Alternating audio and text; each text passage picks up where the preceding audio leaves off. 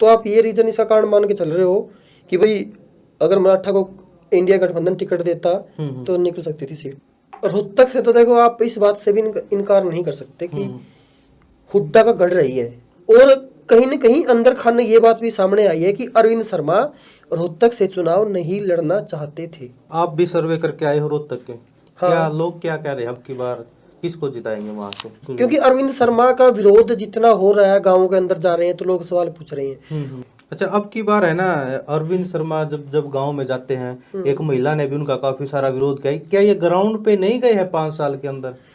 दुष्यंत चौटाला ने इतनी कम उम्र में वो बड़े बड़े वो पद हासिल कर लिए हैं जिनके लिए नेता 40-40 साल गोड्डे रगड़ते हैं। नमस्कार, आज की वीडियो में आपका स्वागत है। और जैसा कि आप सबको पता है, हरियाणा में 10 लोकसभा सीटें हैं और जो 2 सबसे वोट सीट हैं, एक तो करनाल की है और एक रोहतक की है। इन दोनों पे चर्चा करेंगे और आज हमारे साथ राहुल अत्री मौजूद है, जो दोनों वोट सीट हरियाणा की तकरीबन इन पे चर्चा चली है। तो सबसे पहले भाई साहब, स्वागत आपका चैनल पे। बहुत बहुत धन्यवाद रवि भाई। बिल्कुल। तो हरियाणा की 2 लोकसभा सीट है, वैसे तो 10 है, लेकिन 2 वोट सीट है, एक करनाल की और एक रोहतक की। पहले आप बात करेंगे करनाल लोकसभा सीट के बारे में। क्या लगता है अब की बार कौन बाजी मारेगा करनाल से? देखो रवि भाई, Karnal Lok Sabha seat hot seat पहले नहीं थी, बिल्कुल, लेकिन 2019 में जब संजय भाटिया जी यहाँ से रिकॉर्ड मतों से जीत के आए, बिल्कुल, इंडिया की दूसरे नंबर की जीत थी सबसे बड़ी वोटरों के अंतर से। बिल्कुल, तो पूरे देश के अंदर करनाल की चर्चा हुई, वहां से संजय भाटिया जीते थे। बिल्कुल। और अब ये हॉट सीट क्यों है चुनाव से पहले ही? पिछली बार तो वो चुनाव के बाद में हॉट सीट बनी थी, बिल्कुल, चर्चा में आई थी। बिल्कुल, बिल्कुल। अब की बार वहां से हरियाणा के पूर्व मुख्यमंत्री मनोहर लाल खट्टर चुनाव लड़ रहे हैं। बिल्कुल। अच्छा, इसलिए वो हॉट सीट बन गई है। और एक और बड़ी वजह है, उनके अगेंस्ट कांग्रेस के दिव्यांशु बुद्धि राजा, जो एक युवा चेहरा उतारा कांग्रेस ने। बिल्कुल, बिल्कुल। पहली सीट है इस चुनाव में जहां पे युवा चेहरा उतरा कांग्रेस का। बिल्कुल, बिल्कुल। तो इस तरीके से भी ये हॉट सीट बन जाती है। बिल्कुल। अगर दोनों की बात करें, दोनों ने क्या पहले एमपी का इलेक्शन लड़ा कभी? नहीं, मनोहर लाल ने तो 2 चुनाव लड़े हैं विधानसभा के, 14 में और 19 में, दोनों जीते थे। बिल्कुल। उन्होंने मनोहर लाल खट्टर भी पहली बार चुनाव लड़ रहे हैं अपना एमपी का, और दिव्यांशु बुद्धि राजा भी। अच्छा, इसके अलावा जैसे जेजेपी से है, देवेंद्र कैदन को दुष्यंत चौटाला ने सीट दी है जेजेपी से। और अगर इनेलो और एनसीपी की बात करें तो वीरेंद्र मराठा को टिकट दे दी गई है। आपस में कुरुक्षेत्र में रिया उनका समर्थक बना हुआ है। तो क्या कहोगे, वीरेंद्र मराठा ने पहले इलेक्शन लड़ा एमपी का? हाँ, एक बार उन्होंने शायद, वैसे तो इलेक्शन तो लड़ते आ रहे हैं वो, एक बार भी जीते नहीं है वीरेंद्र मराठा, एनसीपी से हैं। बिल्कुल। उन्होंने 2014 में शायद चुनाव लड़ा था, तो वो हार गए थे। बिल्कुल। अगर आप बात करो जेजेपी की, देवेंद्र कादियान की, बिल्कुल। देखो ये सबको पता है कि जेजेपी, इनेलो, तो बस ये समझ लो आप, उनका कोई इतना महत्व नहीं है इस चुनाव के अंदर। हाँ, लेकिन किसी की सीट बिगाड़ने के लिए वो जरूर चुनाव लड़ रहे हैं। जो मुख्य मुकाबला है वो कांग्रेस के अंदर और बीजेपी के अंदर है, यानी कि बुद्धि राजा और मनोहर लाल खट्टर के मुकाबला, कांटे की टक्कर होने वाली है। तरफा जीत किसी की होने वाली है? देखो, इसके बारे में तो अभी कुछ कह नहीं सकते कि कौन कांटे की टक्कर देगा, कौन जीतेगा और कौन हारेगा। लेकिन मैं एक बात जहां तक मैंने देखी है, मैं जब दिव्यांशु बुद्धि राजा का पहला रोड शो था, जब पहली बार करनाल लोकसभा के अंदर आए थे, तो मैं उनके रोड शो में गया था। भीड़ की छोटा सा मैंने भीड़, हमें ये भी नहीं कह सकते कि बहुत ज्यादा थी, लेकिन मैंने वहां पे एक चीज नोटिस करी, उनका जो बोलने का ढंग था और भाषण देने की जो उसमें एक कला है, कैसे एक जो बड़े नेता बोलते हैं, बड़े नेता बनते हैं, उनमें वो काबिलियत है। और आपको पता है, नेता भाषण देने में अगर वो काबिलियत है, वो अच्छे नेता है, कुशल नेता है, तो शायद वो एक अच्छी मतलब पकड़ रखते हैं लोगों के ऊपर। शायद दिव्यांशु बुद्धि राजा मनोहर लाल खट्टर को वो टक्कर दे पाएंगे जितना मनोहर लाल खट्टर उनको हल्के में ले रहे थे, मतलब ले रहे हैं। अच्छा, अगर मनोहर लाल खट्टर की बात करें, हिसार साइड भी काफी सारा विरोध बीजेपी का जारी है, चाहे रोहतक की बात कर ले, चाहे हिसार की बात कर ले। और कल असंध के गांव के दौरों में था पूर्व मुख्यमंत्री मनोहर लाल खट्टर, यहाँ भी विरोध हुआ। क्या लग रहा है, जब गांव में वोट मांगने के लिए जा रहे हैं, हर प्रकार से इसी तरह हुआ, तो फिर क्या जीत पाएगा मनोहर लाल खट्टर? देखो, सबसे पहली और सबसे बड़ी बात, तो मनोहर लाल खट्टर जी पूरे प्रदेश के अंदर जा जाके अपने सभी 10 प्रत्याशियों के लिए वोट मांग रहे हैं। बिल्कुल। और गांव में तो वो गई नहीं है, जनसभाएं करके, रैलियां करके वोट मांग रहे हैं अपने अपने प्रत्याशियों के लिए भाजपा में 10 की 10 सीटों पे। क्योंकि उन्होंने नरेंद्र मोदी जी से वादा किया है कि 10 की 10 सीटें हरियाणा से बीजेपी की झोली में जाएंगी, हम देंगे। बिल्कुल। और भाजपा को 400 पार सीटें जीतने के लिए हरियाणा में स्पेशली 10 की 10 सीटें जीतने की जरूरत है। बिल्कुल। अच्छा, 2019 में भी हाँ, मोदी की लहर थी। हाँ, 14 में भी बीजेपी की 7 सीटें आई। क्या हाँ, अब की बार भी वही काम होगा? 10 की 10 सीटें निकाल सकते देखो हैं या एक नहीं? बात तो जो देखने वाली बात ये है कि 2019 के दौरान की जो लहर थी मोदी की और जो 2024 की लहर में बहुत अंतर है। जो दो सबसे बड़े कारण है, एक तो है किसान आंदोलन। किसान आंदोलन ने, वो एक अलग मुद्दा है कि बीजेपी ने किसानों के लिए काम किया है या नहीं किया है, लेकिन जो किसान विपक्ष में गए हैं, बीजेपी के विरुद्ध गए हैं, बिल्कुल, वो किसान अब की बार अपना बदला लेने के लिए बीजेपी सरकार को निशाना बना रहे हैं।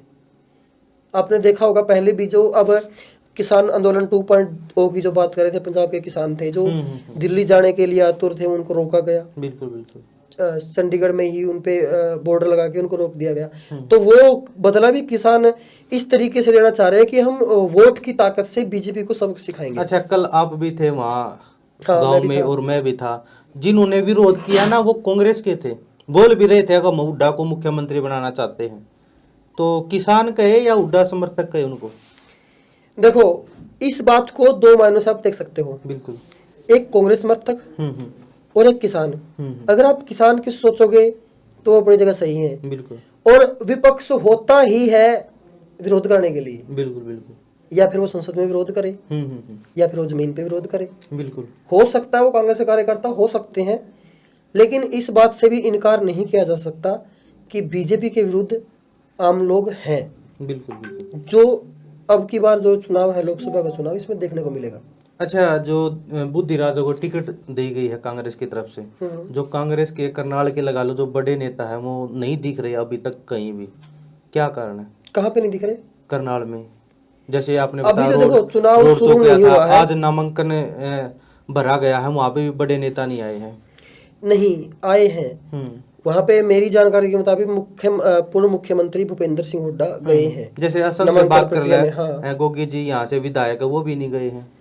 देखो ये बात भी किससे छिपी नहीं है कि कांग्रेस के अंदर दो गुट हैं। बिल्कुल भी, एक सैलजा गुट और एक हुड्डा गुट। सैलजा गुट नहीं कह सकते उसको, एसआर के गुट बोलते हैं। बिल्कुल बिल्कुल। किरण चौधरी, रणदीप सुरजेवाला, बिल्कुल बिल्कुल, और ये तुम्हारी कुमारी शैलजा।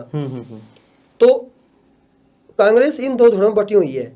और सीटों के बंटवारे में भी आपने देखा होगा कि 99% भूपेंद्र सिंह हुड्डा की चली है। तो हर जगह, अब अगर मैं करनाल लोकसभा की बात करूं, उसमें 9 विधानसभाएं हैं। 9 में से 3 विधानसभाओं में कांग्रेस के एमएलए हैं। बिल्कुल बिल्कुल। उन तीनों कांग्रेस के एमएलए ने जब पहला रोड शो निकाला, दिव्यांशु बुद्धि राजा ने, उन्होंने समर्थन दिया था।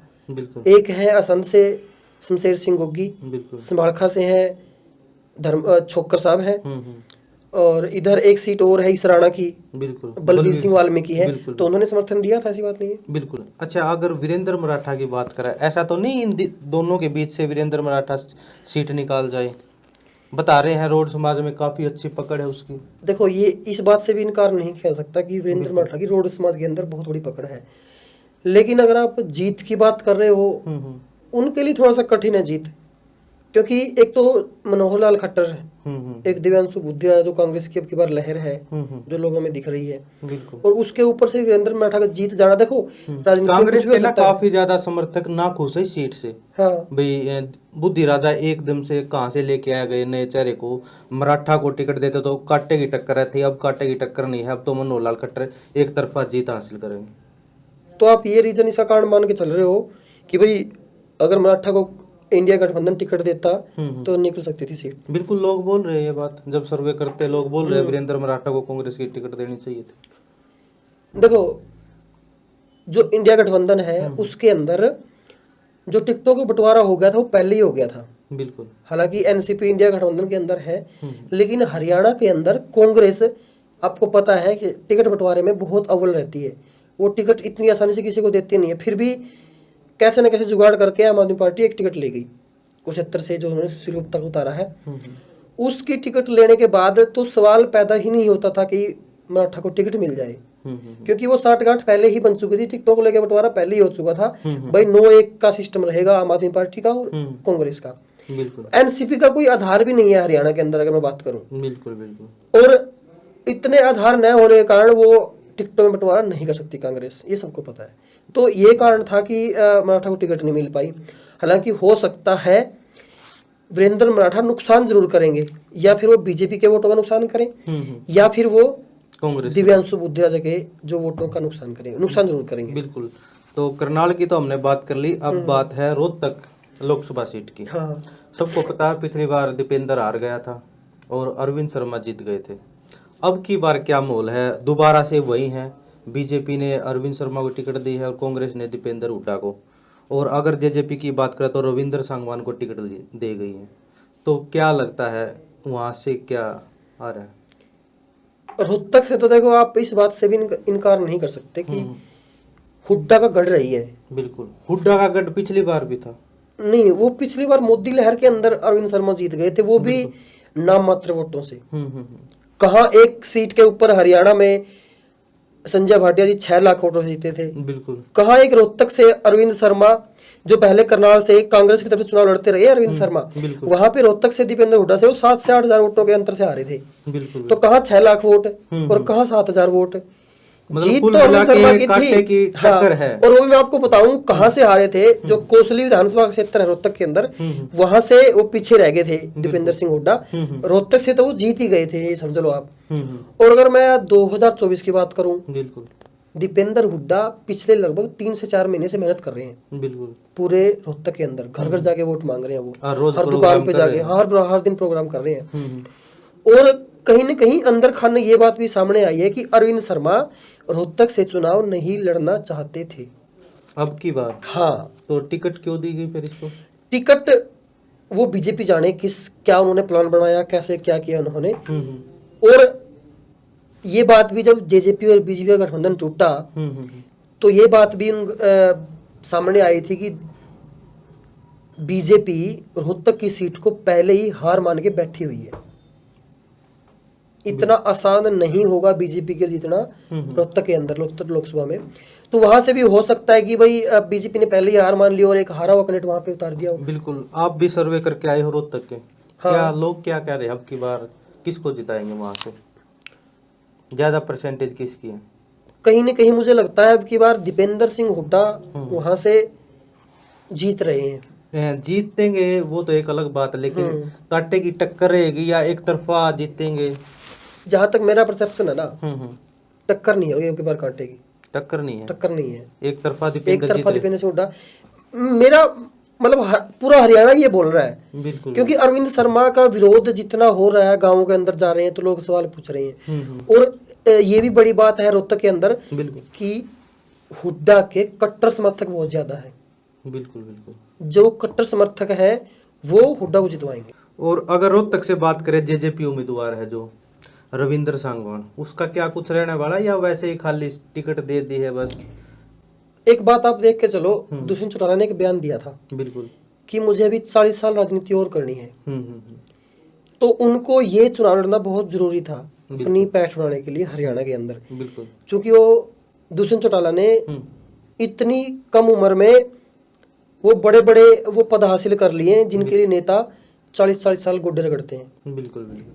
और वो चाहते हैं कि मैं अगले आने वाले 35 से 40 साल हरियाणा की राजनीति में सक्रिय रहूं।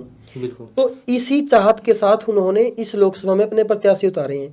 और उन्होंने खुद भी ये बात बोली थी कि मैं तो सिर्फ विधानसभा की तैयारी के लिए अपने उम्मीदवार उतारूंगा, सिर्फ यह 3 या 4 सीटों पे वो थोड़ा सा एक्टिव होके चुनाव लड़ेंगे। तो मैं नहीं मानता कि जेजेपी की कोई सीट आ सकती है इस लोकसभा चुनाव। बिल्कुल। हालांकि दुष्यंत चौटाला को बताऊं मैं, 2014 के अंदर जब हरियाणा में भाजपा ने 7 सीटें जीती थी, उनमें से फिर 2 जीती थी इनेलो ने, बिल्कुल, और एक आई थी कांग्रेस के पल्ले जो दीपेंद्र हुड्डा जीतते थे। बिल्कुल। उसमें इनेलो की एक सीट में से हिसार से दुष्यंत चौटाला सांसद बने थे, जो देश के सबसे युवा सांसद थे उस टाइम के। तो भी दोस्तों वीडियो ज्यादा लंबी हो जाएगी, तो आप कौन सी पार्टी ने सपोर्ट करो हो एक बार कमेंट करके जरूर बताइए। और आपको क्या लगता है अब की बार क्या 10 की 10 लोकसभा सीट हरियाणा के अंदर बीजेपी जीत पाएगी या नहीं जीत पाएगी? कमेंट करके जरूर बताइए। और इस वीडियो ने जितना उसके साथ के साथ शेयर करियो। जय हिंद, जय भारत।